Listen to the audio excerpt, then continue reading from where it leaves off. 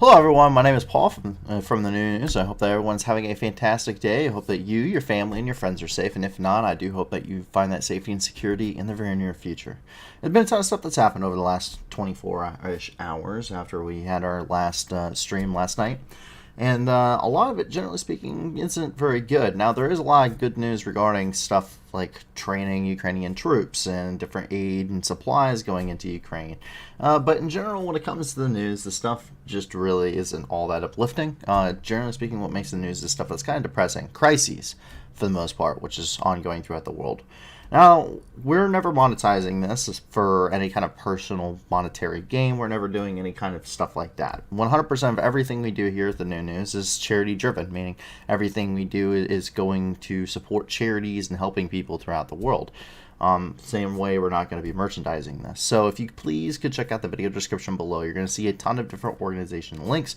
All of these go to different organizations throughout the world. We have stuff for Ukraine, we have stuff for the Horn of Africa, we have stuff for Southeast Asia, we have stuff that spans global impact stuff. So please go and check them all out. 80% or more of all the donations that those organizations do end up receiving go directly to their programs, meaning they go directly to helping people throughout the world and giving a direct impact on helping people affected by the very same news stories we deliver to you every single day. And with that, I hope that you guys will go and check them out. If you can't give a lot to these organizations, give a little. If you can't give anything at all, that's okay too. Please help us grow the channel. The more people that come here and watch this and the more people that become well informed about this, that also means the more people here that can come here and possibly donate and help raise money and do a lot of good. So please give us a like, subscribe, let your friends know about us, share us amongst your communities, and that, like I said, we want to have as big of an impact as we can.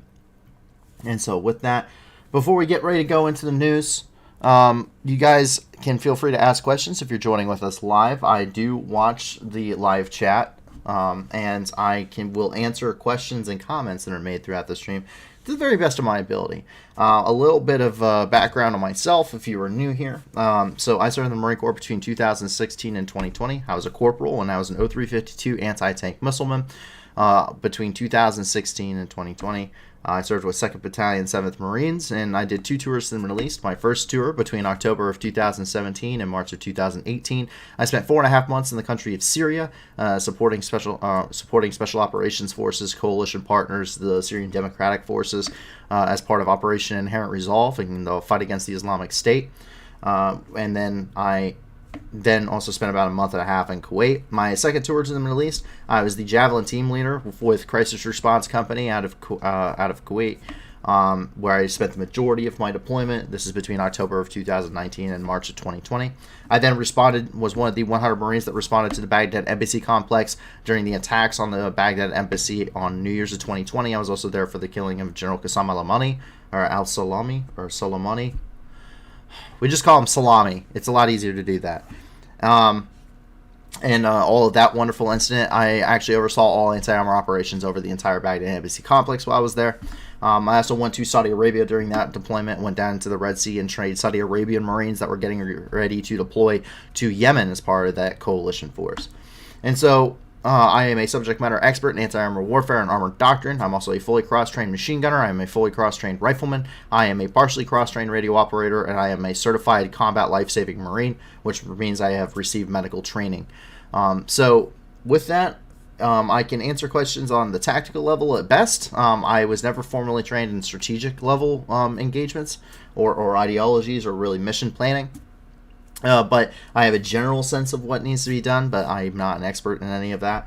Likewise, there's a lot of other stuff that is happening throughout the world that I'm not an expert in, but I do try to maintain a very well-rounded wealth of knowledge when it comes to history, geopolitics, human geography, that kind of thing. So I try to remain at least well-informed on these situations. And if I don't have an answer to anything, I simply will say I just don't know. Now, I always implore you, subject matter expert in some fields or not, to please go and do your own research as a viewer. If something is intriguing to you, if you want to know more about something, always go through, do your own research on this stuff. Please do not believe everything said on the internet, folks. It's just, rule of the internet 101. And as with that, we move directly into the main story of the night, where we come down here and into Kyiv, where we have several different updates. Of course, unfortunately, we start off with kind of the dismal one, and that is the fact that the National Police have initiated 41,950 criminal proceedings on the facts of the commission of crimes by Russians and their accomplices in Ukrainian territory as of November 5th. We're actually getting this from the website, the MVS website. So they are tracking at this point 41,950 war crimes having been committed against Ukrainians. 30,890 are under Article 438, which is Criminal Code of Ukraine, violations of the laws and customs of war. 8,995 encroachment on territorial integrity and inviolability of Ukraine. 1,892 of these are for collaboration.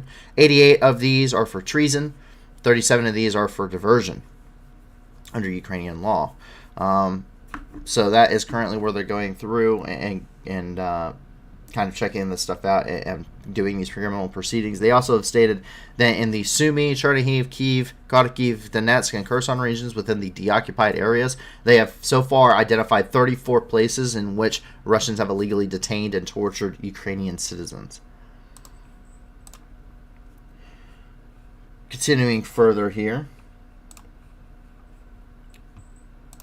we see that 500 power generators were sent to Ukraine. 17 countries of the EU sent 500 power generators to Ukraine via the EU Civil Protection Mechanism to help with the energy problems that have currently been caused by Russian attacks. Russia has been targeting Ukrainian energy infrastructure. It's caused them to lose power in many places. To conserve power, they've been conducting rolling blackouts in places such as Kyiv. And we also have had them, but knocking out these power stations means that a lot of times gas supplies are no longer running. Water is no longer running in many places at this point, and that is nationwide for Ukraine. They have tried to target pretty much every single one of these, and this is coming from the MFA, or the Ministry of Foreign Affairs of Ukraine. They said they're grateful to the 17 EU countries that have sent 500 power generators to Ukraine via the EU Civil Protection Mechanism. Keep in mind, it is now November. It's November the 5th. Quickly going to be November the 6th if you're in Ukraine. And it's getting cold. It's getting exceptionally cold. And this is the danger of this is what we think is the reason why Russia is targeting this energy infrastructure so heavily right now, is because this will allow for Ukrainians to freeze to death. And we talked about this yesterday. And when it comes to Mariupol, they're putting out signs like, "We're going to freeze to death. Please help us." And that's going to be many places across the country. You got to think how many people are internally displaced, how many damaged homes are there. One of the biggest missions of the International Committee of the Red Cross right now, the Ukrainian Red Cross, the Federation of the Red Cross right now, is they're all providing building materials to try and fix up houses to help insulate them, prepare them for the winter as this is fast approaching. And then these colds are going to become sub-zero temperatures inside of Ukraine, which is absolutely terrifying to think about. So that's currently the worry here. Remember, while an energy infrastructure and grid is technically considered a military target, it is dependent entirely on its uses. If the military target, by the laws of war, by the way, by the Geneva Convention, the 1949 Geneva Convention, and Protocol 1 of the Geneva Convention, so infrastructure, a valid military target for infrastructure is dependent entirely on the purpose of said infrastructure. For instance, if a power grid is located next to a military base, then that power grid's main capacity within a war zone is to power that military base. That is the primary usage of that power station. That makes it a valid military target. The Kerch Bridge. Kerch Bridge can be used for civilian traffic. We know it's used for civilian traffic. However, the primary usage of the bridge via its railways is to transport armored vehicles and military supplies and troops into Crimea. And we've seen it being used as such extensively, and we've extensively reported that here. which therefore makes it a valid military target, something that is that its objective at the time of the decision makes it if too important not to hit. You have to hit it. It has a culpability. It has a purpose in hitting it throughout the war that directly affects the military's ability to continue fighting. And what we see is with Ukraine, places like power stations, for the most part, with Kyiv and Kryvyi Rih, many of these places, the point of these is to strike at and destroy the civilian infrastructure. The main point of the civilian infrastructure, or of this infrastructure, is to support civilian populations, which therefore invalidates it as a military target. You cannot strike it as a military target. Which I hope that kind of differentiates for you. There are actual laws about this stuff, about what constitutes valid military targets. There's an innumerable amount of treaties, some of them bilateral, some of them international. And let us we trust. We'll go with Delta first. It says, congratulations on 300 subscribers. Thank you very much. And thank you very much for supporting us. And let us we trust. I'm talking of, I'm going to guess and say that's about a Liz Truss thing. How about the Delta hack and Russia blowing up a UK SF base in Odessa? Well, I have not heard anything about a UK SF base being destroyed in Odessa. So we do know that there are American military personnel inside the country of Ukraine. That was during a DoD briefing. The United States did say that American troops were in Ukraine.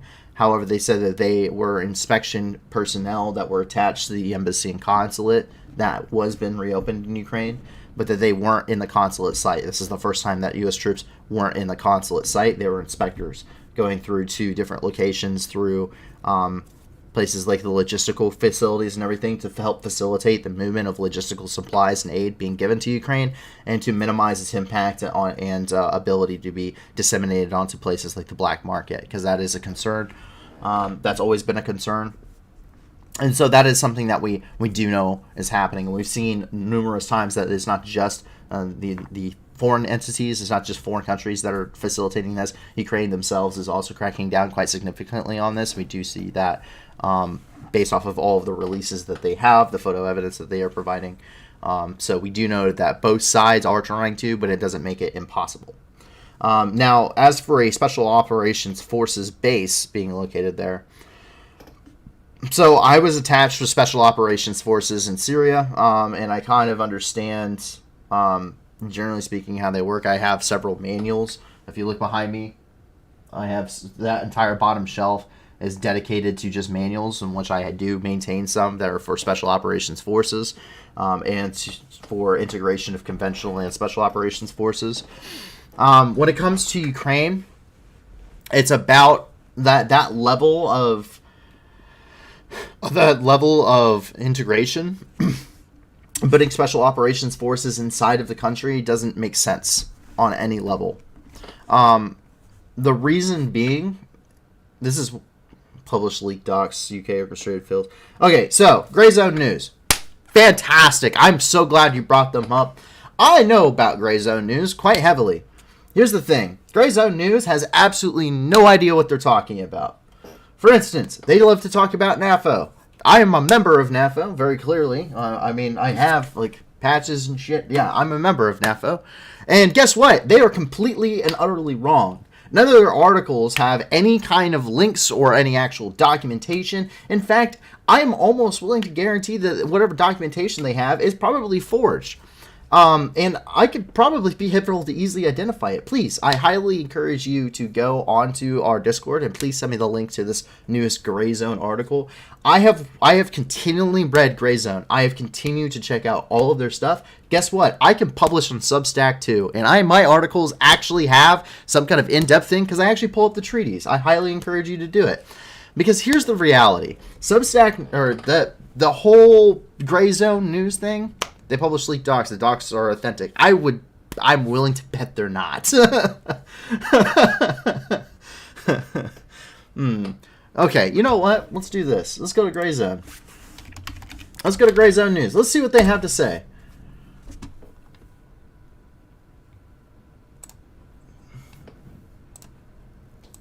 All right.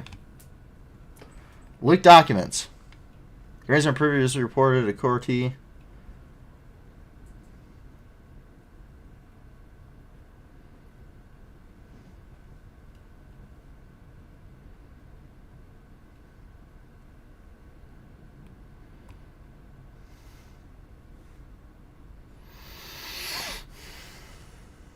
Mm-hmm.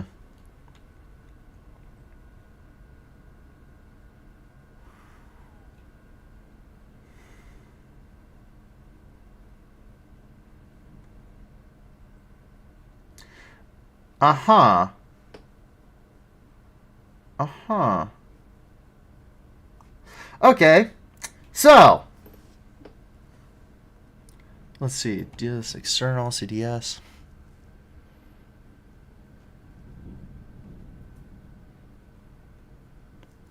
Yeah. No.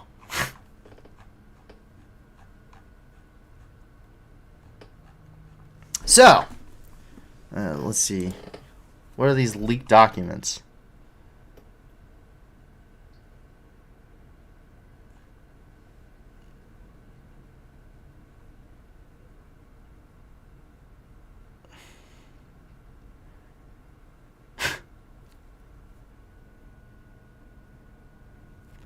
Okay, this is how you know it's absolute BS. Okay, you ready to learn something? I'm about to teach you why I know this is a bunch of crap. So, first of all, if you're actually talking about strategic or military objectives, as I have actually had to do with any kind of actual military intelligence, such as special operations forces, their briefing isn't going to have this. Do you know what you don't see on any of this? You don't see a top secret, secret, FOU, or any of those markers. Here, let me give you an example.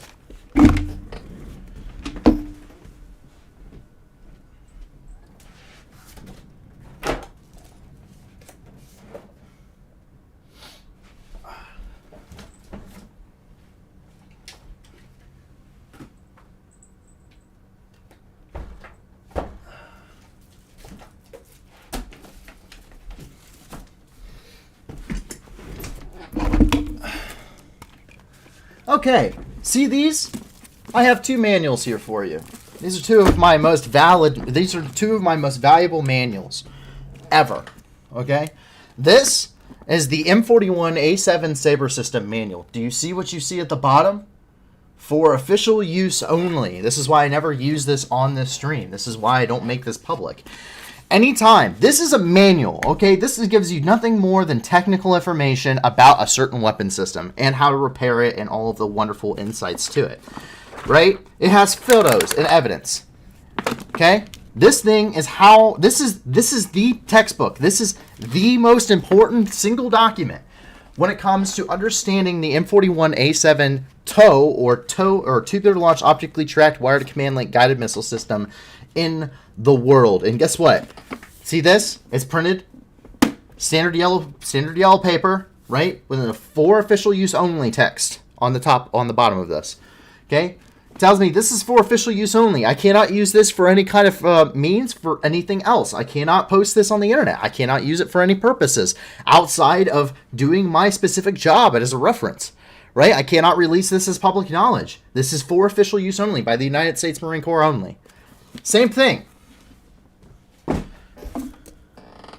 This still in its wonderful package. This right here, this is a Javelin manual. Okay, for official use only. Publication supersedes the one dated 10 May 2007. Distribution. Okay, tells me exactly how I'm supposed to distribute this. Dissemination. Okay, has an entire section devoted to how to do this. Okay, fantastic. So what does this tell me? Any of these strategic objectives, right? Any of this PowerPoint, you know what this doesn't have? This doesn't have the official technical information for the bridge. And I've seen the actual documents which were leaked that do have all of that. Okay? So this has no official information that tells you how to conduct an operation. It just understands the importance of the Kerch Bridge as a military objective. And I guarantee you that I could have put this together. Why? Because we use the exact same stuff. We use PowerPoint to put this kind of stuff together. Now, moving on to next. You see this? This right here? This is C. Donnelly, okay? And it gives us a bunch of different things. None of NATO uses proton mail. Nobody in NATO uses proton mail, okay? We're not stupid. I'm going to give you an example. In order to link up our internal networks for unclassified, classified materials, right? Over text, I know, right? When it comes to using email, when it comes to using these systems, guess what? This stuff is so secure. This stuff is so secure, okay, that you cannot keep, there's regulations, you cannot keep the individual cords that connect these systems within each other. They have to be so far apart so you can't splice onto them. They are color-coded. Every single thing is color-coded. And we don't use proton mail. We have every single NATO member has their own internal servers. We don't use anything public because it'd be stupid. Because you can hack it. Because you can get into it. You can't, this has nothing. This has no authenticity. And by the way, Gmail can't verify the authenticity of attached documents. We don't use Gmail. Cell phones, we use burner phones. You're not allowed to talk anything strategic on your burner phone. We had them in Kuwait. We had them in Syria. We use our own internal networks. We use our own satellite communications. There is nobody. This shows nothing. This proves absolutely nothing. This is worthless. This has nothing. There's no official documentation. There is no anything on here that states anything militarily related.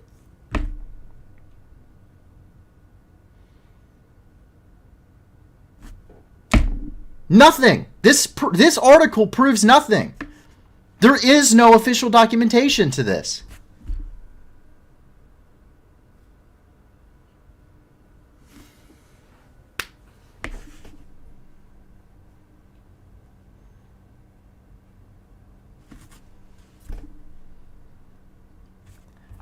There is no special operations force in the world that would be using proton mail to send information.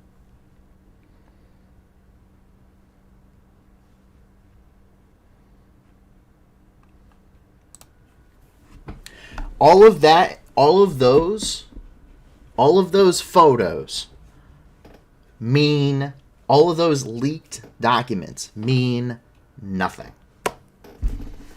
They do not at all follow NATO standard procedure for anything that we would do tactically or strategically. At all. And you want to know how I know that the Brits do this too? Because the SAS and Royal Marines were in Syria with me. I know what they use.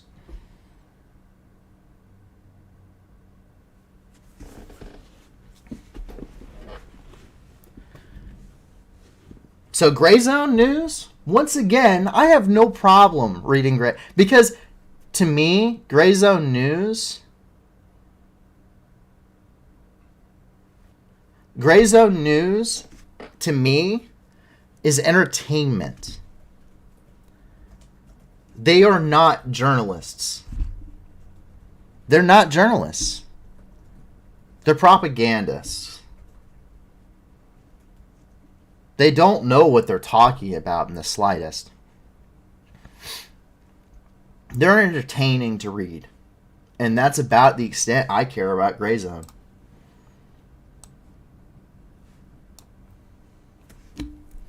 So yes, in Let Us We Trust, Gray Zone News means nothing. None of that is valid information. None of that is official documentation. That's how that works. I mean, none of that has any point to it. None of those documents say anything right now that has any kind of actual incriminating evidence. There's nothing that links anybody to anything about a special operations mission. Wanna know why? Because we would just use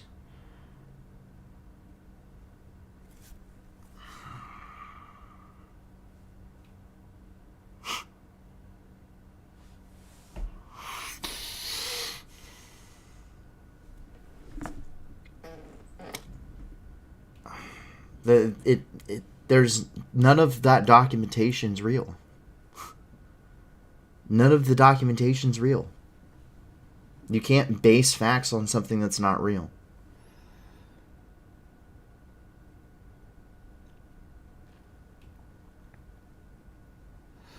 By the way, in Let Us We Trust, your banner is the Soviet raising the flag over the Reichstag, which is very interesting as a photo. I don't know if you know this, but that photo is doctored. And the reason it's doctored is because on that wrist, on the wrist of the Soviet soldier raising the Soviet flag over the Reichstag in Berlin, at the fall of Berlin, that actually, his wrist is covered in watches. And they doctored it in 1945 to release to the public because they didn't want to prove that the Soviets were looting as they were going through the entirety of the rest of the war. So, good on you. Thank you for continuing that. The FSB had a dozen people arrested, interrogated. They documented the entire route of the explosives. The FSB is not going to be able to just snag anybody in Ukraine that would have any knowledge about any of that. Anyway, we're going to continue on with the actual news now. Yeah, Gray Zone News, Andre, all of that fun stuff. Yeah, they blow my mind at how stupid they are. Because they really have no idea what they're talking about. They also believe that we're stealing oil from Syria and that Russia is, fighting an imperial war in Syria, or isn't fighting an imperial war in Syria, which is completely false as well. And I've written about that. I've written about my own personal account in Syria, if you would like to go read it. United 24 has an official update for you guys. United 24 is actually down in the description below if you want to go and donate to them. But they have an update. This is their 6-month update since they launched this program. So hope you guys enjoy. United 24 launched to support Ukraine.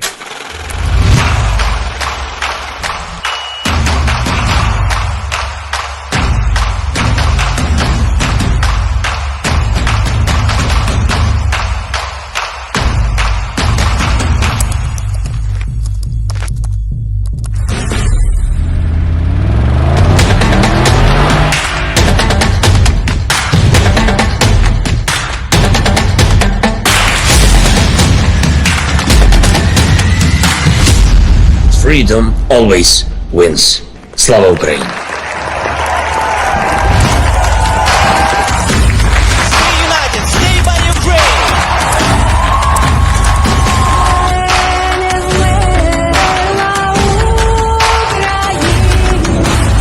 We are assembling the army of drones. Ми починаємо відбудову стадіона в Ірпені біля Києва. Це важливі машини для того, щоб рятувати людей. Також дякую всім, хто долучився до збору коштів на ловців ось таких шахедів.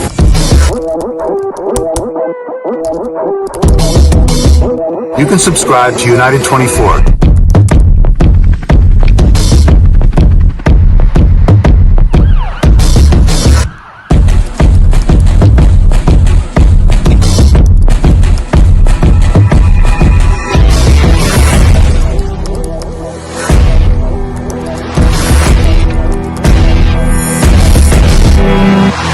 Дякую за кожен ваш внесок. Дякуємо усім. Дуже вдячні. Дякую вам. Thank you so much. Oh, no, thank you very much. Дуже вдячні. Thank you.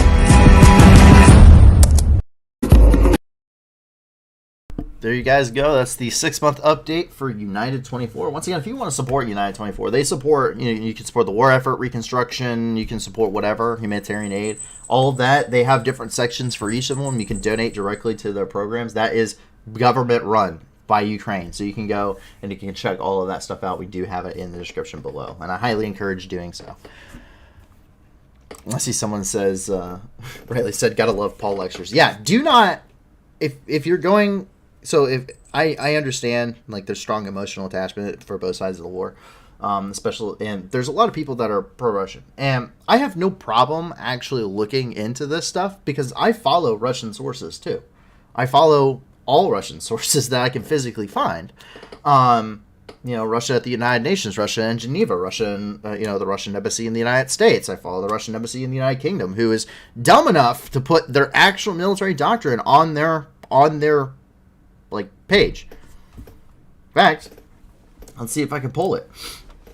Let's see here. Let's see, technical documents.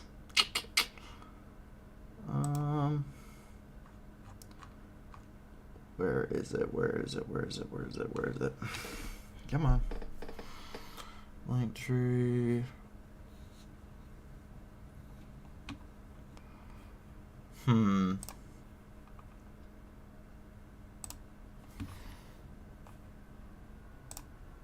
Here we go.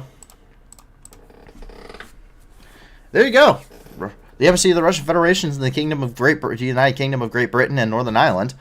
Oh, look at that. There's your entire military doctrine. That's not exactly a smart decision to do. Do they use Proton or Hotmail? That's a really great question. I'm going to guess and say probably not.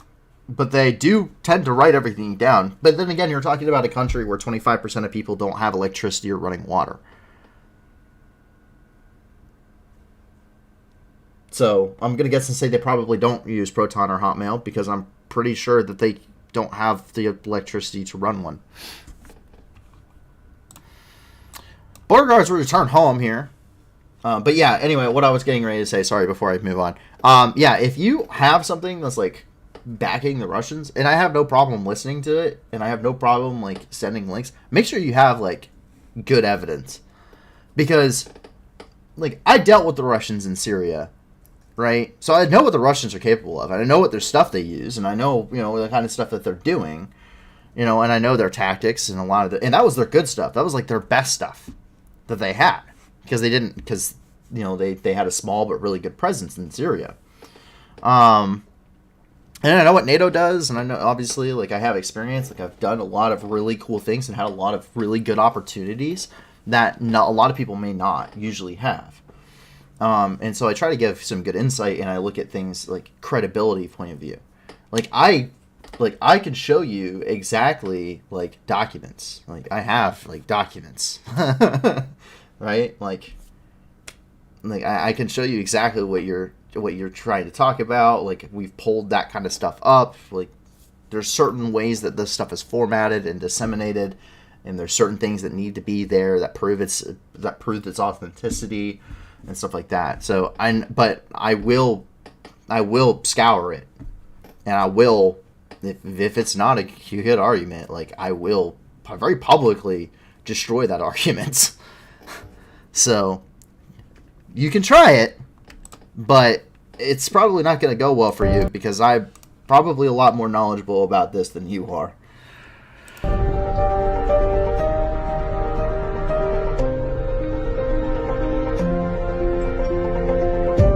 Я сподіваюся, що важких хворих не буде.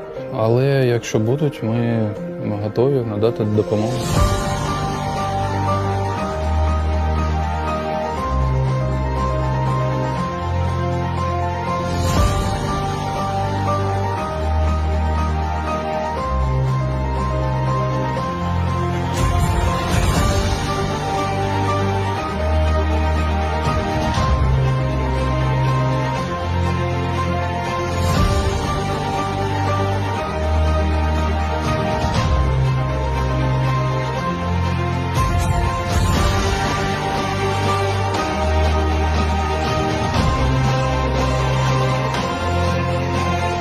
Сонце, я думаю, ти в Україні.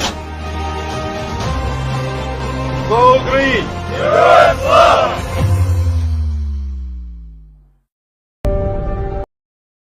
So that is border guards that were returned to Ukraine.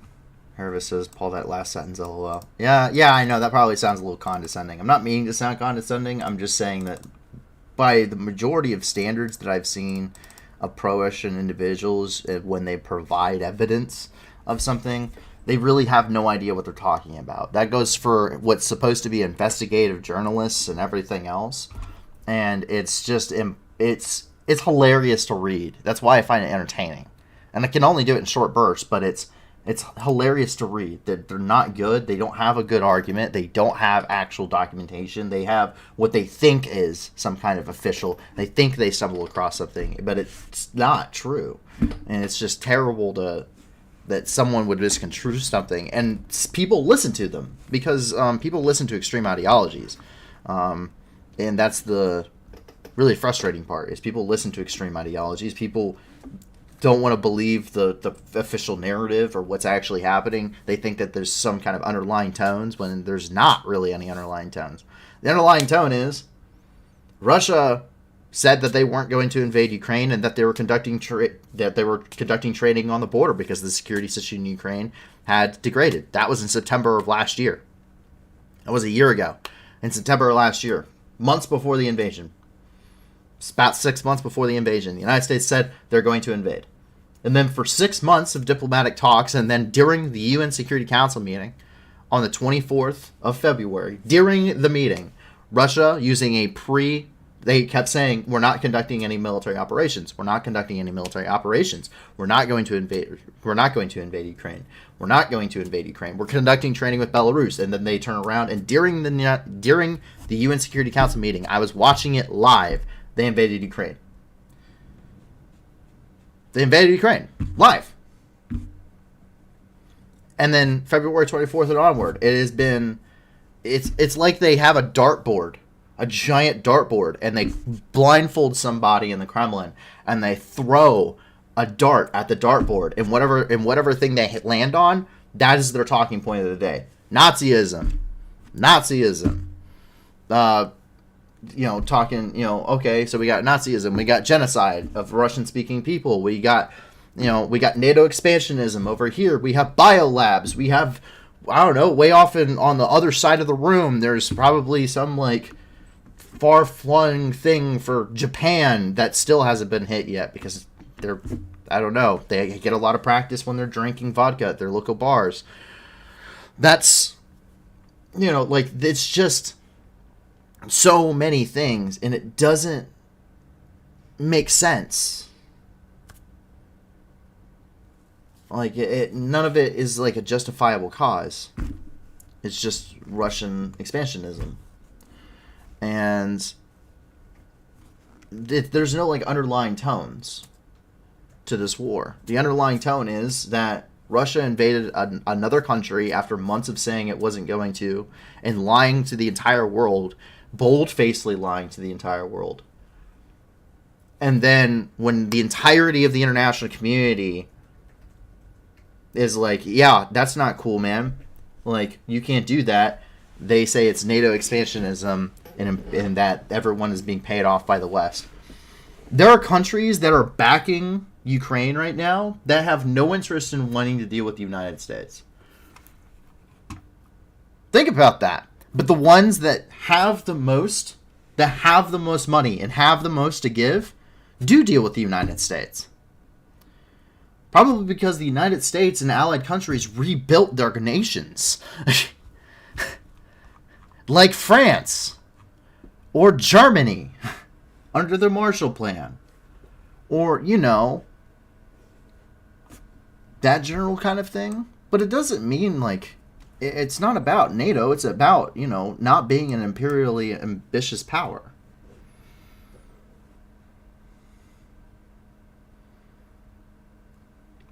So, and Ukraine did not have the military might to invade Russia. So there wasn't any, like, actual, like, possibility that they were going to invade Russia. That's just dumb. Two brothers are behind periscopes. Alexei and Pavlo Brehel or produced thousands of periscopes over the last 2.5 months using water pipes for Ukrainian forces.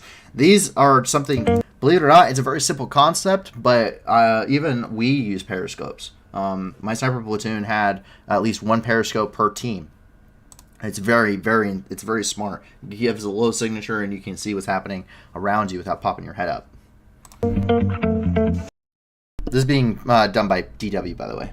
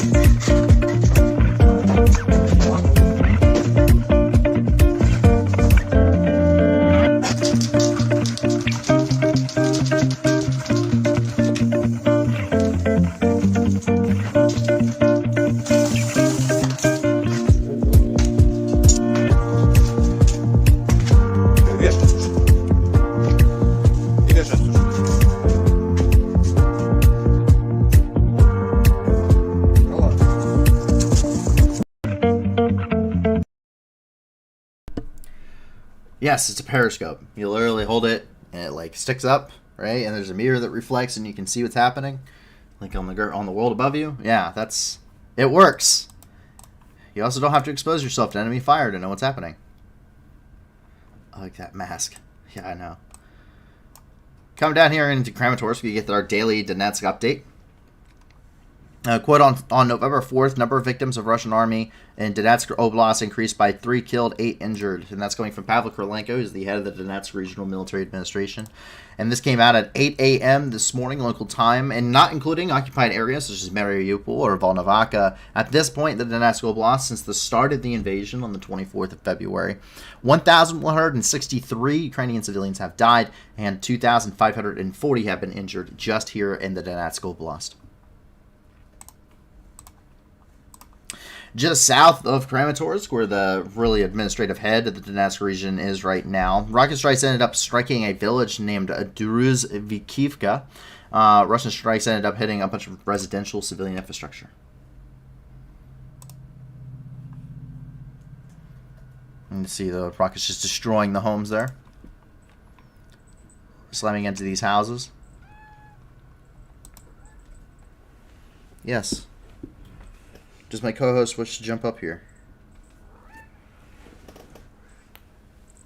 For everyone who has not met yet, this is Tally, the co-host.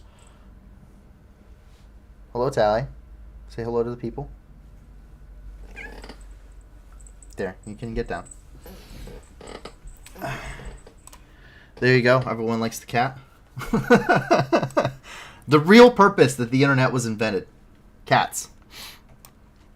And cat photos.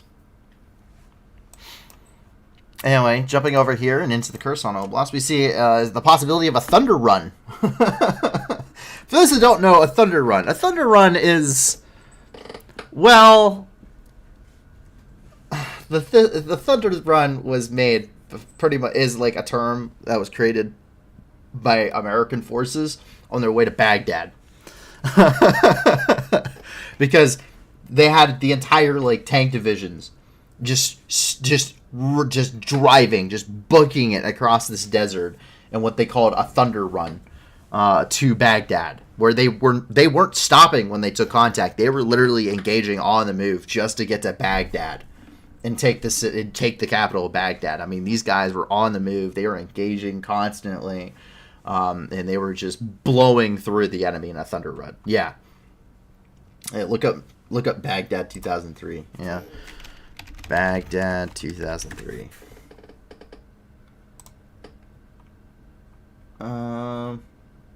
Let's see if I can get a good photo of the thunder run.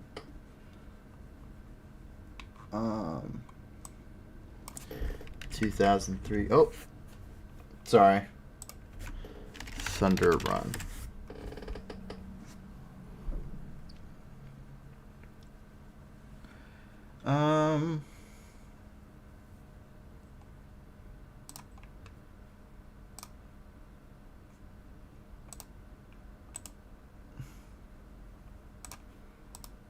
Here you go. So this is from Iraq 2003. Yeah, you can just see just a line of tanks here. These are the cross sabers. This is in the green zone of Baghdad. And the cross scimitars. I've gotten to see these in person when I went. It's pretty cool. But yeah, this is part of the Thunder Run. That's the end of the Thunder Run, really. This is them in Baghdad.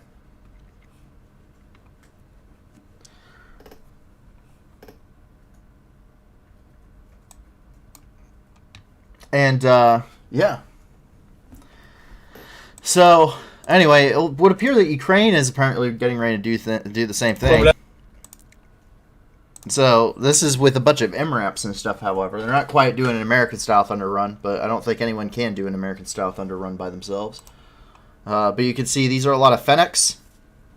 And they got some, they have some indigenous MRAPs as well. The Kozak MRAP that's being used here, but this is the Ukrainian. I want to say it's the 46th Mechanized Brigade, if I remember correctly. Yes, the 46th Air Assault Brigade, who's getting ready to do this. But this is somewhere in the Kherson Oblast. You don't concentrate troops in that large of a number in one place,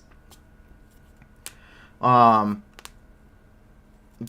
you're planning on doing something with them. Yes, for those that don't know, the cat tree is right here where my hand is. This is the cat tree. There's a thermal thing on top of it. That's a heat one, or that's a warmer on top of it. That's the cat tree. If you look right below the tow missile, you come to the cat tree. I see a lot of people talking about the cat in the chat. Yes, yes. In case you're wondering who actually runs this, that's who. We see safety training for kids here. This is in Shapola in the Cherkasy Oblast. Employees of the Zevnigorod District Administration and the State Emergency Services visited children in Shapolia territorial community to tell them exactly, or tell them how to act in the event of fire or the discovery of explosive objects.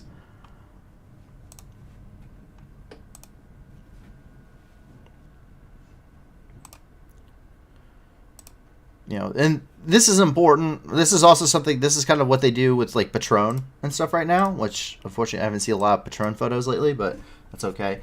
So there's the thing. There are parts of Europe that, because of World War I, still there are no-go zones. There are parts of places, in France, parts of the Ardennes, parts of Verdun, parts of the Somme, where you can't go there because there's so much unexploded ordnance. Every single year, when farmers are prepping the fields to plant, they till all of this, and there's munitions and everything from World War I and World War II that come up. It's called the steel harvest. And they put it at the edge of their fields, so bomb squads, they rove around that time of year, and they will stop on the edge of the fields where these farmers have just picked up this unexploded ordnance and put it in the side of the field. Ukraine's going to be the exact same way. This is stuff that is, I mean, World War I was over 100 years ago. You know, World War I was over 100 years ago, and there are places still too dangerous for even bomb explosive ordnance teams to go. Ukraine will be the same way, unfortunately. There's so much ordnance has been fired by both sides, and the really immense amount of mud in Ukraine makes it very common for these rockets to impact the ground and not be crushed, so they don't detonate upon impact, and they end up burying themselves inside of this ordinance. And there's so many landmines that have been used by both sides, and there's so many cluster munitions that have been used by the Russians. And it's just terrible. It's absolutely terrible. And so this is something that children, adults understand the danger. There are EOD guys that have been killed doing this so far. We reported on that not too long ago. They're trying to dispose of this stuff. Adults know the danger. Some of them are trained to deal with this danger, and there's still, there's so much of it that it's still just a terrible situation. Children are especially in danger. This is something that will affect these communities for decades to come. This is not the end. This is something that will affect them for decades, if not over 100 years from now. They will be still dealing with this, for the effects of this war, just because of unexploded ordnance. So it's imperative to teach children the dangers of this. As sad as it may be to have to do that, it's a step that needs to be taken. NATO is conducting Exercise Puma 2022. It began here in Poland. The involvement of 1,700 soldiers from Poland, the Czech Republic, Slovakia, Hungary, and the United States and Great Britain, as well as about 300 different pieces of equipment.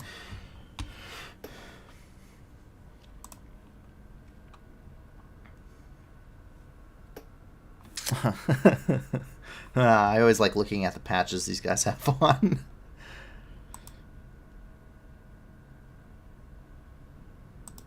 See the F-16s there.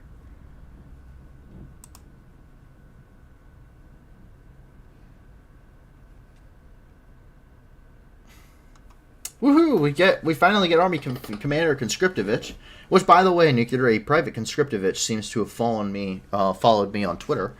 But he says, we have taken Bakhmut for the 7,000th time. Totally, Army Commander Conscriptovich. Okay. All right, bud. Whatever you want to say. Over here in the Netherlands, 120 million euros was set aside for Ukraine, and the Netherlands announced a new package of military aid for Ukraine worth 120 million euros. 45 million of these funds will be designated for the provision of T-72 tanks. Together with the United States and the Czech Republic, the Netherlands will provide 90 modernized and reconditioned Czech tanks. This is coming from the Ministry of Defense of the Netherlands.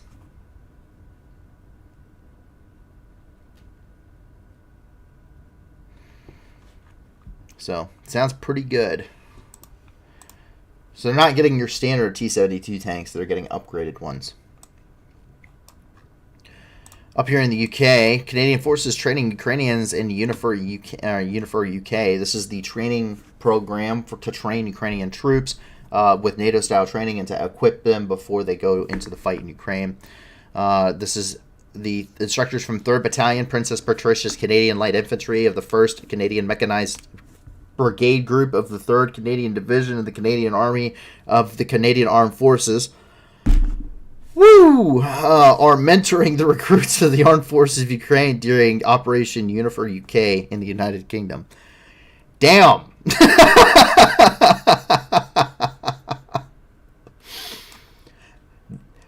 Oh, wow. They couldn't have just said like 3-1 or something?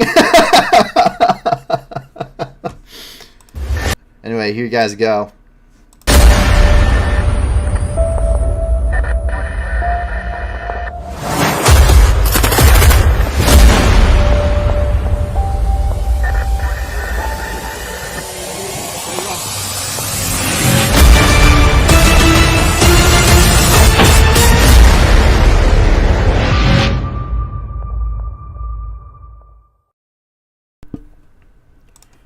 Quite a lot of... Why is that so funny? Oh, they have a really long name. Erebus asks, why is that so funny? They have a really long name. So, their 3rd Battalion, Princess Patricia's Canadian Light Infantry of the 1st Canadian Mechanized Brigade Group of the 3rd Canadian Division of the Canadian Army of the Canadian Armed Forces. That is a really long title. Like, for me, like, what unit are you part of? Victor 27? You know what that means? The Victor unit is a ground combat unit. 2nd Battalion, 7th Marines, 1st Marine Division, United States Marine Corps.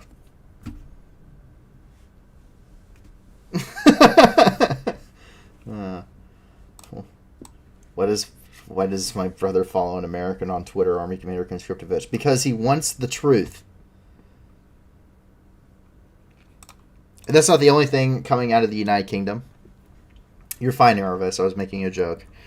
Training Ukrainian troops to fight the Russian forces does continue, and the United Kingdom's the UK's Ministry of Defense did release this video for us. Take a look.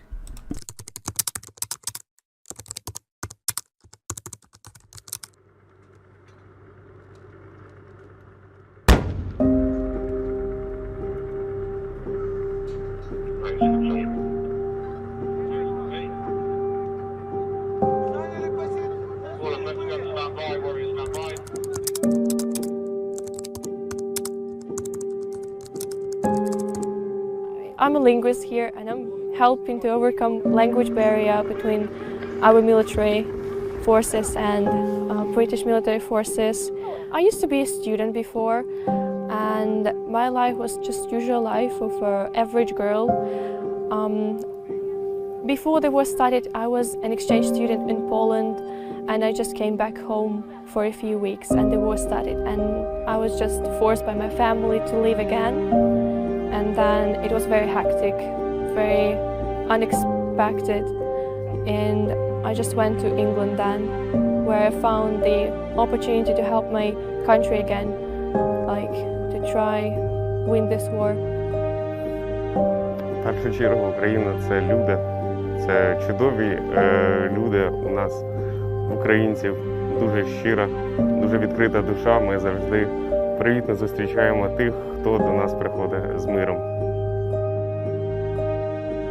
Hopefully I will be a student again, and I'm not sure if it will be in Ukraine or maybe somewhere else. And I'm also expecting Ukraine to win this war very soon, to visit my family, to see my friends again, and yeah, to reunite with them. The skills that we teach the Ukrainian armed forces here is all about how to survive and be as lethal as possible on the battlefield. So we take them through a comprehensive program which looks at their weapon handling, marksmanship, urban warfare, trench warfare, battlefield first aid, and the importance of the law of armed conflict. And what we're principally trying to do is make sure they're as confident and competent as possible with both their kit and the drills that they're going to need to succeed on the front line. Again, it's extremely rewarding for us to know that we're having an impact to the Ukrainian efforts to defend their country. You know, we may not be able to fight on the front line, but we know that everything we do here, whether it's equipping or training our Ukrainian allies, will ensure that they're a better place to succeed on the battlefield.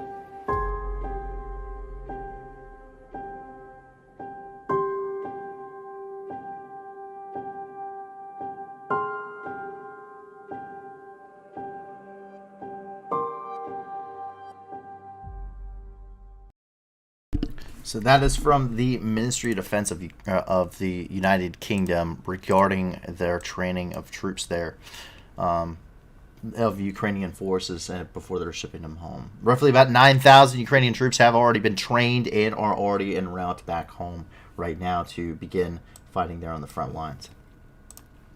In Madrid, climate activists glued themselves to the frames of two Goya paintings. Two climate activists had glued their hands to the frames of two paintings by Spanish master Francisco Goya at the museum in Madrid. The protests did not damage either painting, but caused their frames to slight blemishes. The museum said both activists were detained after the incident on Saturday. They had wrote a plus 1.5 degrees Celsius on the wall between two artwork in reference to the Paris Agreement target of capping warming at 1.5 degrees Celsius above pre-industrial levels.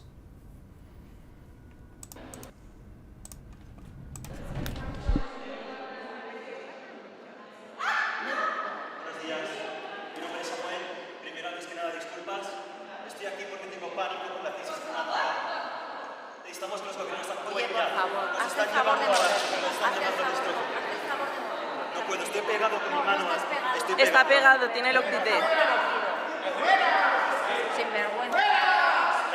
Está pegado con el octite, no puede moverse.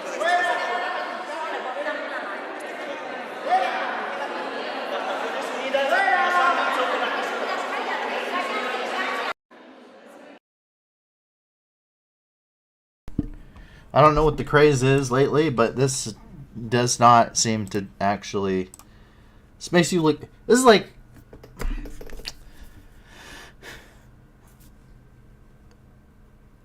There's a way to do things and there's a way not to do things. This continues to be a way of how not to do things. I don't know what else to say. Stop doing things like this. It's making you look. It's making your argument irrelevant, even if you have a good one. In Russia, 13 people were killed in a Russian nightclub fire here in Russia. It says 13 people were killed in a fire tore through a crowded nightclub in the Russian city of Kostroma in the early hours of Saturday morning. The blaze broke out about 2:30 a.m. in Polygon, an entertainment venue with a bar, restaurant, and large dance floor, after a man shot a flare gun into the ceiling. Rescuers said 250 people were evacuated from the building. According to the rescuers, the fire covered an area of 3,500 square meters and took about 5 hours to put out.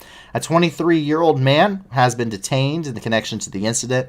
Investigators said prosecutors have also launched an investigation into the establishment itself after finding that a number of the evacuation exits were blocked.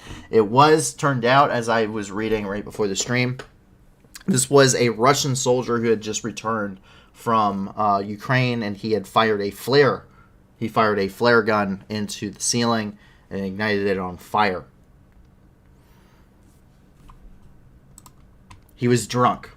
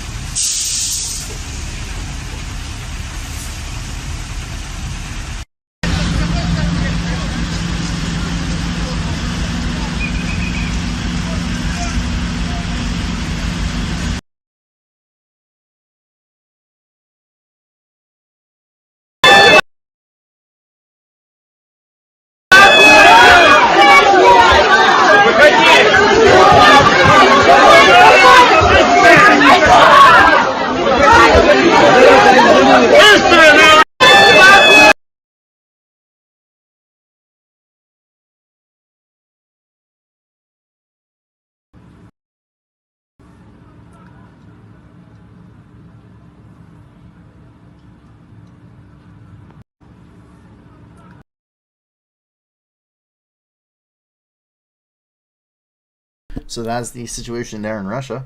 Jump down here into the Middle East, and we come over here into Deir ez-Zor province, where turns out there was 7 Islamic State militants that were detained by a counterterrorism operation by the SDF with support of international coalition. The operations took place at the end of the week in the city of Al-Azba, and several addresses where jihadists lived. During the search of their houses, the militants and the security forces seized weapons, communications equipment, and propaganda materials for the group.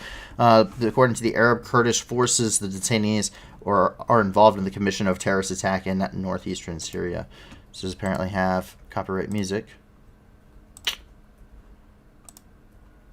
This is coming from the SDF.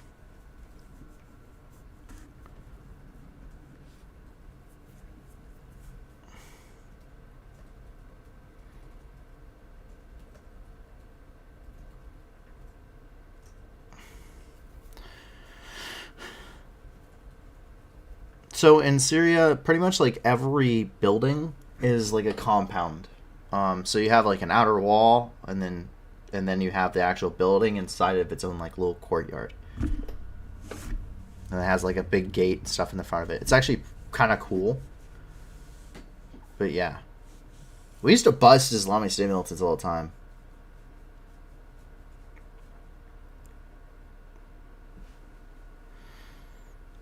And honestly, it's pretty impressive, the amount of stuff that they have.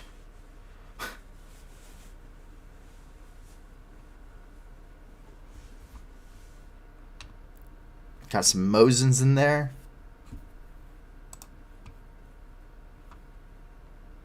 So yeah, another counterterrorism operation there in Deir ez-Zor province.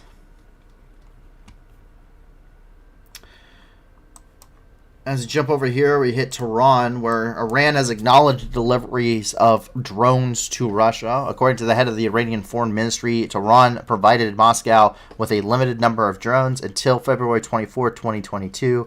However, the diplomat denies the supply of UAVs after February 24th and transfer of missiles to the Russian Federation. The Iranians are... It's highly likely that the Iranians are going to be shipping Scud missiles, essentially, to the Russians, such as the Fatah.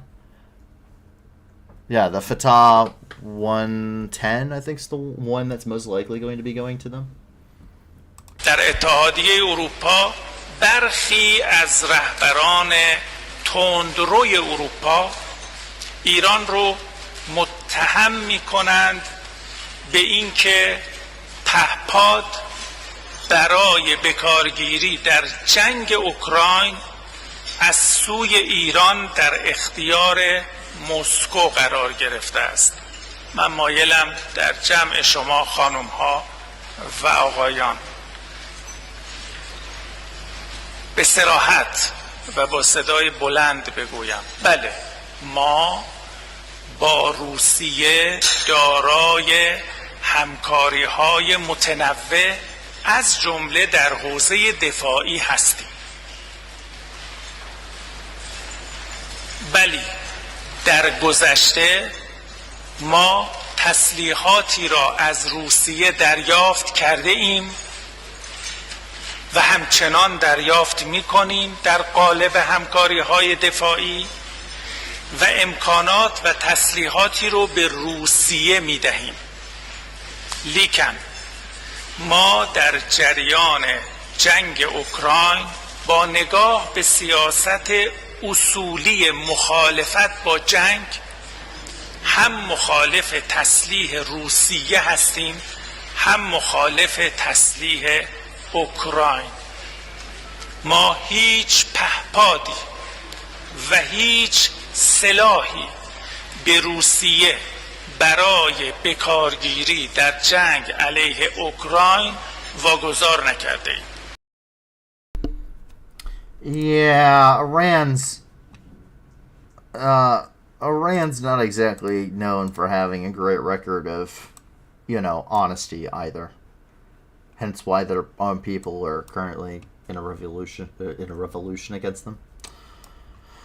In South Korea, the U.S. has deployed B-1 bombers against North Korea. The U.S. Air Force has decided to send B-1B strategic bombers to South Korea as part of a joint military exercise. It is noteworthy the decision was made after numerous North Korean missile tests. According to the South Korean-based Yonhap news agency, the aerial exercise is called Clear Storm, jointly conducted with the United States and South Korea, and is extended by 1 day after Korea's provocative missile tests. The B-1B Lancer is a nuclear-capable strategic bomber. For those that don't know, it has a swept V-wing design. It's quite cool. In Somalia, 15 al-Shabaab militants were killed. The U.S. African Command conducted a collective self-defense strike at al-Shabaab territories on the request of the Somalian National Army on November the 3rd. Initial assessments revealed that 15 al-Shabaab militants were killed and no civilians were affected. And this is coming from the U.S. African Command, their official press release. They say, quote, for immediate release, as of today, federal government of Somalia engages terrorists with support of the U.S. forces. In support of federal government of Somalia's ongoing operations against al-Shabaab, the U.S. African Command conducted a collective self-defense strike against al-Shabaab territories who were attacking Somali National Army forces near Kidal, Somalia, on November the 3rd, 2022. The command's initial assessment is that the Somalian National Army requested airstrike killed 15 attacking al-Shabaab terrorists and that no civilians were injured or killed. U.S. African Command takes great measures to prevent civilian casualties, Protecting civilians remains a vital part of the command's operations to promote a more secure and stable Africa.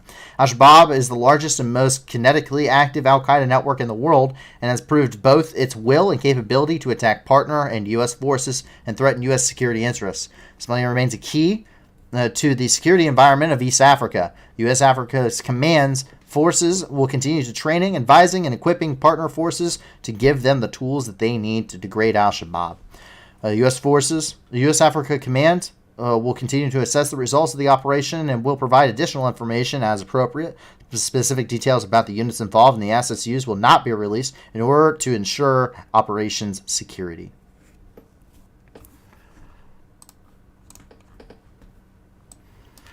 Jumping over here and into North America, we finally get an update on Artemis 1. 9 days. We have 9 days.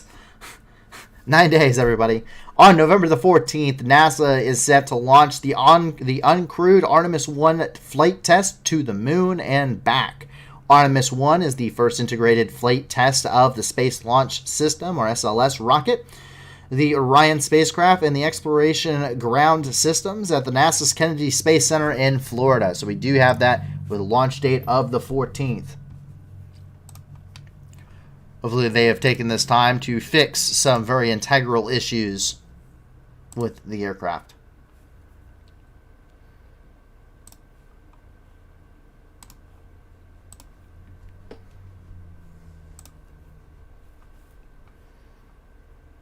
So we will hopefully see Artemis 1 once again taking off. That allows us to get in kind of the more uplifting and interesting parts of the news today. Yesterday was actually National Candy Day, calorie-free NASA version candies in the universe.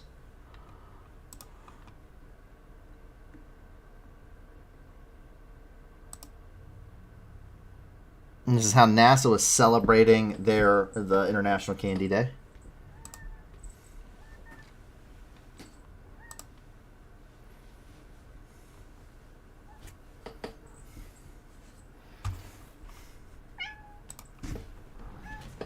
Come on, you went up?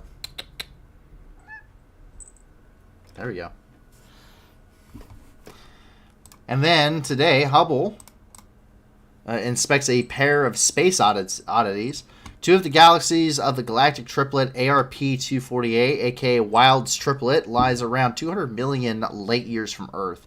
The two large spiral galaxies visible in this image, which flank a smaller unrelated background spiral galaxy, appear connected by a luminous bridge. This elongated stream of stars and interstellar dust is known as a tidal tail and is formed by the mutual gravitational attraction of the two foreground galaxies.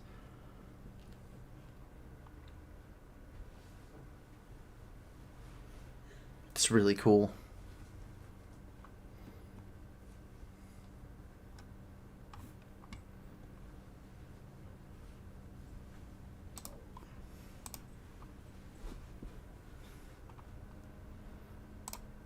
Absolutely beautiful.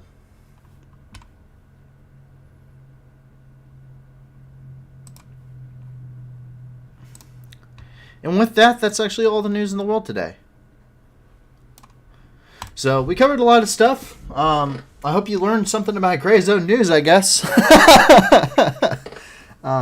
Yes, whenever you're talking about a conflict, especially one that draws a lot of emotion, it invokes a lot of emotional responses from both sides.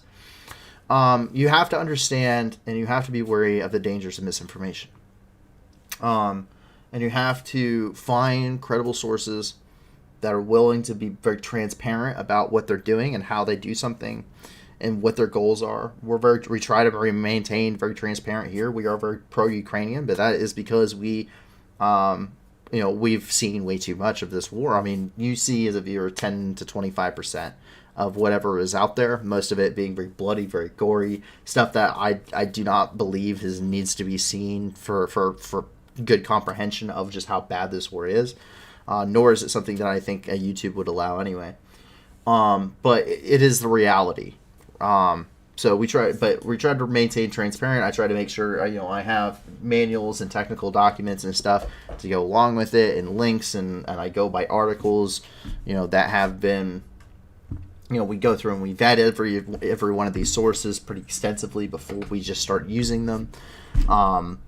So that way we can get you accurate information. And we try to be as upfront and honest about these things and when I answer questions as well. But you have to do that kind of thing. You have to. You have to also do your own research into this. And that's why it's so important. So I understand Gray Zone News, some people may follow them. That's okay. But from first-hand account and what I am seeing in reality from a lot of other evidence, from a lot of other good vetted sources, and Russian sources and everything else, I cannot at all give any kind of credit. They are a blog. They are a personal opinion blog.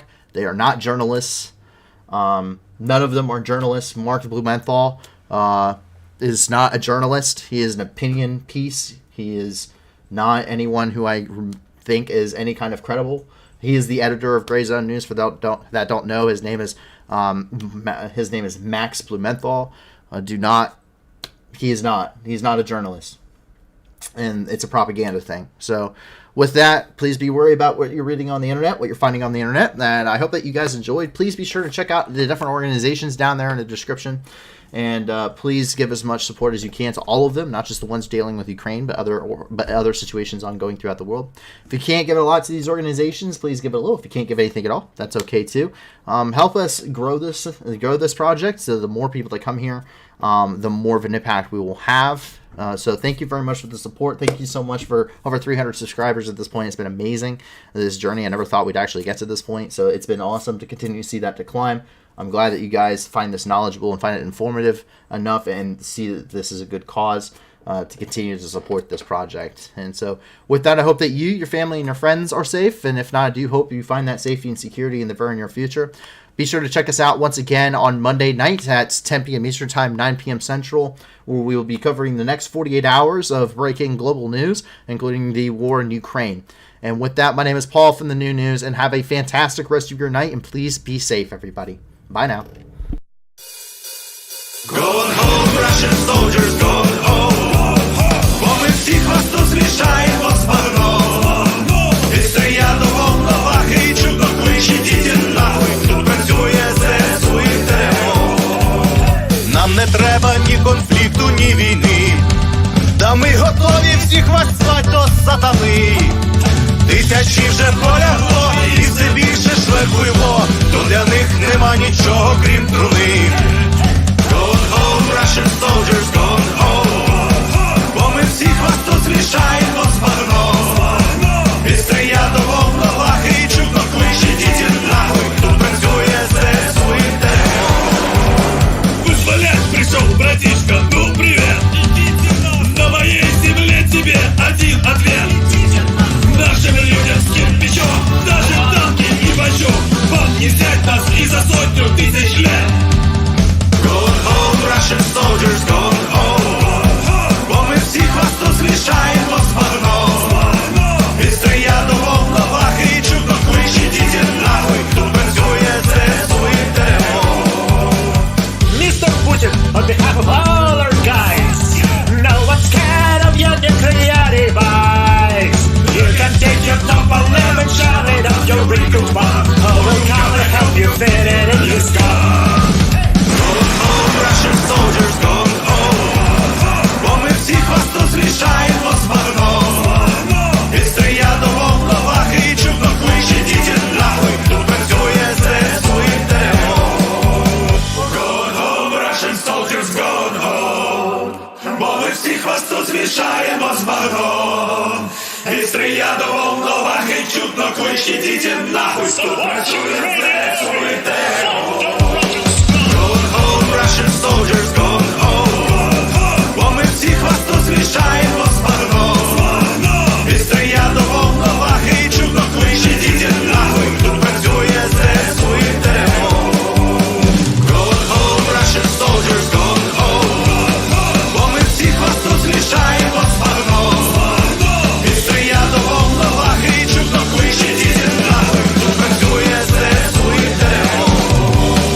Идите нахуй!